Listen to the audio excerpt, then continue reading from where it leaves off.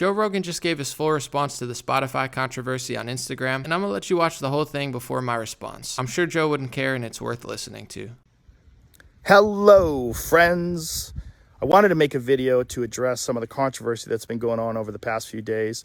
And first of all, to say thank you to everyone that sent love and support. I truly, truly appreciate it. And it's been very nice to hear from you. I wanted to make this video, first of all, because I think there's a lot of people that have a distorted perception of what I do, maybe based on sound bites or based on headlines of articles that are disparaging. The podcast has been accused of spreading dangerous misinformation, specifically about 2 episodes, a little bit about some other ones, but specifically about 2. One with Dr. Peter McCullough and one with Dr. Robert Malone. Dr. Peter McCullough is a cardiologist, and he is the most published physician in his field in history.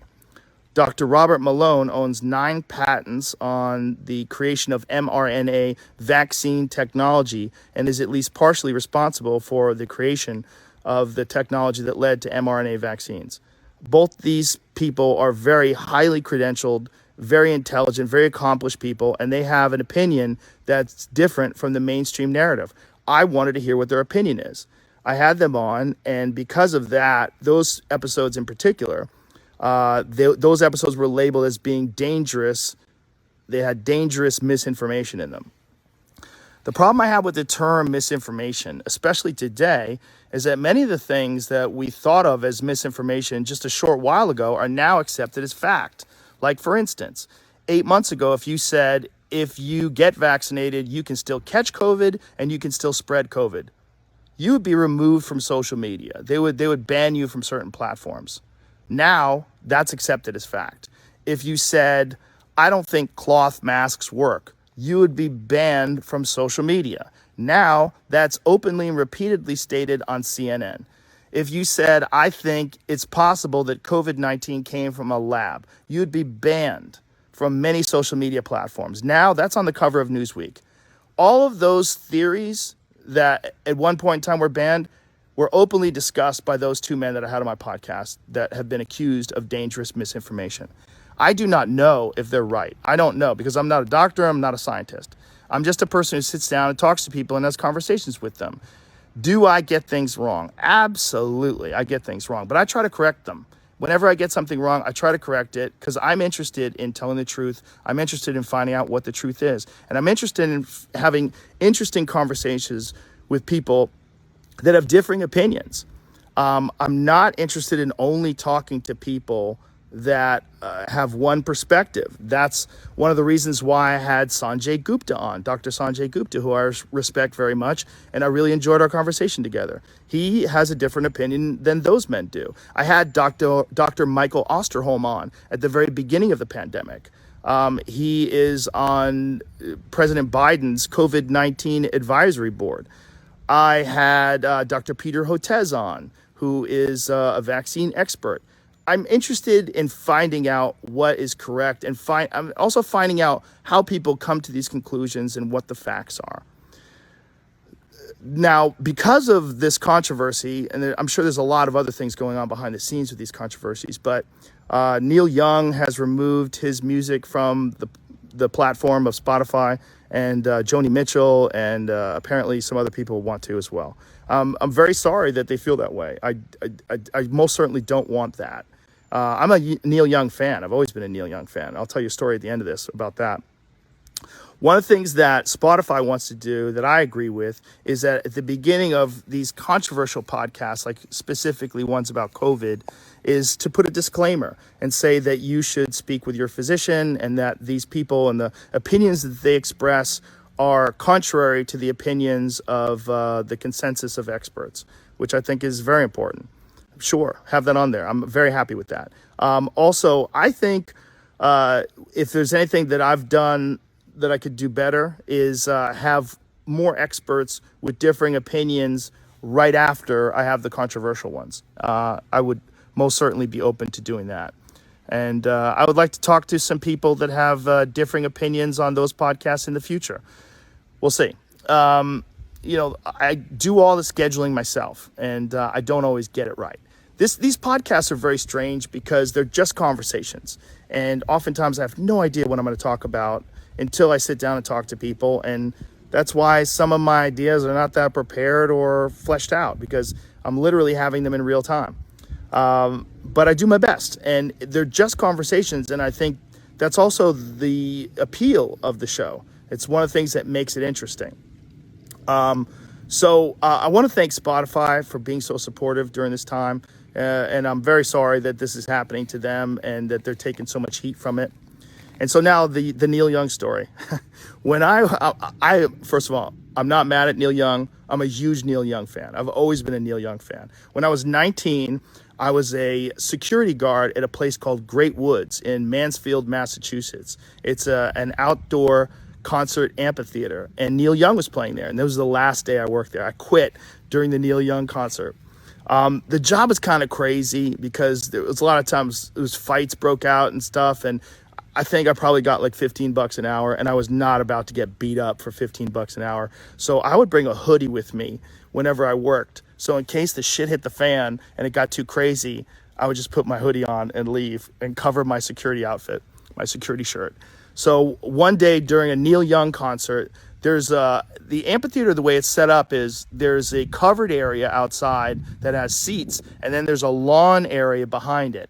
And the lawn area during the Neil Young concert, they got a little rowdy. It was cold out, and they started bonfires. So they had these raging fires on the lawn, and we were supposed to go and put these fires out and stop them. So we tried for a little while, but then brawl started breaking out, and it started getting crazy. And I was like, fuck this. So I put my hoodie on, I zipped it up, and I left. And I drove home, and as I was driving home, I was singing, "Keep on rocking in a free world."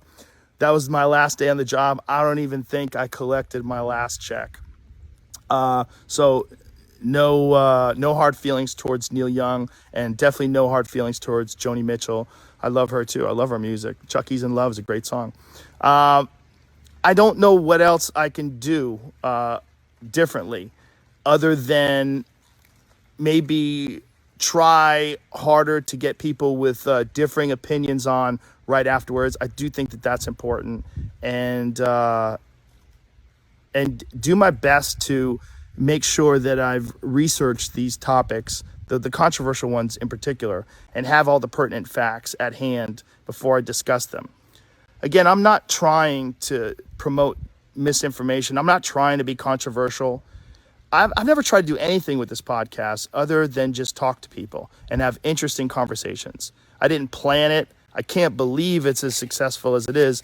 It was never really an idea that I had. The podcast started off as just fucking around with my friends and having fun and talking. And then when it became popular, other people wanted to come on, and I was like, oh, it'd be cool to talk to that person. Oh, he's interesting. Oh, she's got a cool book out. And then, boom, it's become what it is today, which is like some out of control juggernaut that I barely have control of. So my pledge to you is that I will do my best to try to balance out these more controversial viewpoints with other people's perspectives so we can maybe find a better point of view. I don't want to just show the contrary opinion to what the narrative is. I want to show all kinds of opinions so that we can all figure out what's going on, and not just about COVID, about everything, about health, about fitness, wellness, the state of the world itself. It's a strange responsibility to have this many viewers and listeners. It's very strange, and it's nothing that I prepared for, and it's nothing that I ever anticipated. I am going to do my best in the future to balance things out. I'm going to do my best, but my point of doing this is always just to create interesting conversations and ones that I hope people enjoy. So if I pissed you off, I'm sorry. And if you enjoy the podcast, thank you. Thank you very much. Thank you to Spotify. Thank you all the supporters, and even thank you to the haters, because it's good to have some haters. It makes you reassess what you're doing and put things into perspective, and I think that's good too. All right. Much love to you all. Thank you to everyone. And I'm going to do my best.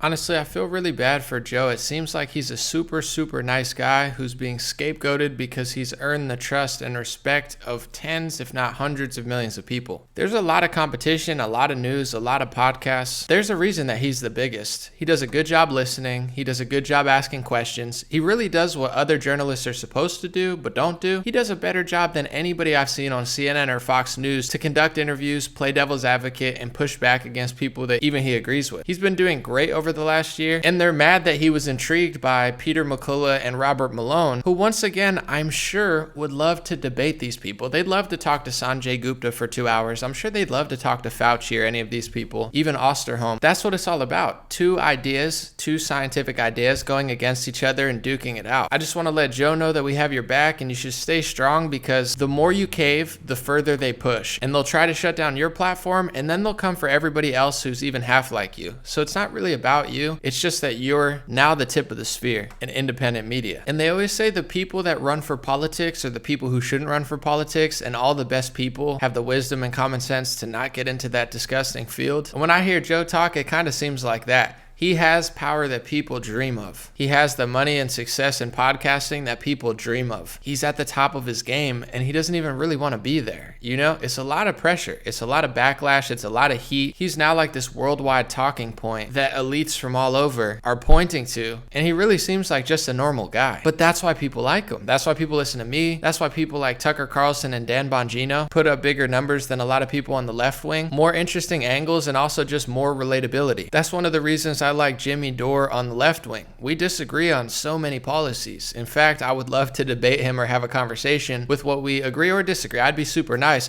I like him. He's relatable. He's authentic. People like the Young Turks and people like Rachel Maddow, they just don't connect with me. I don't think they have my best interest at heart. I think they're emotional, nasty, and the right can be nasty too, but you get what I'm saying. People that are authentic are doing extremely well on YouTube, extremely well on podcasting, extremely well on Instagram, etc. And the big corporate conglomerates who are able in many ways to work with government, who have essentially just merged with government with the ideology that they're pushing and that they want to gatekeep. And they are very, very salty that they don't have a complete monopoly on your mind anymore. They can't stand it. They don't like the fact that somebody on TikTok or podcasting can have more of an impact than them. And if they were good people who were doing great work, I would be like, I get where they're coming from, but seriously, they're awful. And you've seen this all pandemic, just the worst people, so out of touch with the truckers, so out of touch with us, businesses, mom and pop shops, just being disgustingly evil and bullying and abusing and abusing and abusing. And when you stand up for yourself, they try to push you back down. And that's what they're doing to Joe. He's really the voice of a lot of people right now. And his platform is a place where I could come and listen to people I agree with or disagree. He had on Sanjay Gupta. He had on H.R. McMaster. He had on people I disagree with, people I agree with. And like I said, as somebody that is really critical of myself, of others, I would say I'm picky because I have high standards for truth, objectivity, critical thinking, etc. I get why Joe's the biggest. I get why he's bigger than me. He works harder. He's been doing it longer, better quality cameras, etc. But most importantly, he's a great journalist. He's not even really doing journalism, but I consider him the best interviewer in the country. He does a fantastic job listening, pushing back.